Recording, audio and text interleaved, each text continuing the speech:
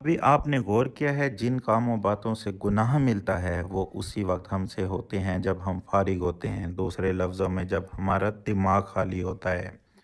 आसान तरीन हल गुनाहों से बच जाने का ये है कि खुद को मसरूफ़ करें। लाखों गुनाह आपके फरागत के वक्त होते हैं। क्या ये बेहतर नहीं कि आप अपनी ज़िंदगी को मसरूफ़ तरीन बनाएं?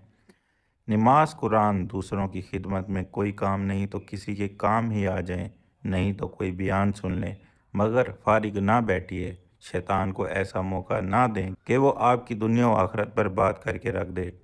खुद को दीन के कामों में लगाएं। खुद को उन कामों में लगाएं जो आपको आज भी और कल पुलसरात पर भी नफ़ा दे सकें।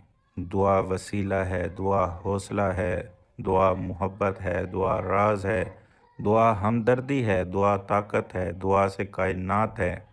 और मेरी दुआ है कि आप पर और हम सब पर अल्लाह पाक हमेशा अपना ख़ास फजल व करम का साया रखे।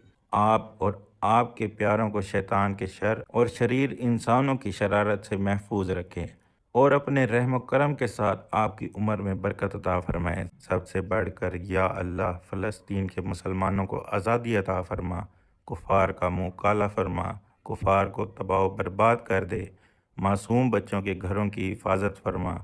आमीन सुमा आमीन या रब्बल आलमीन।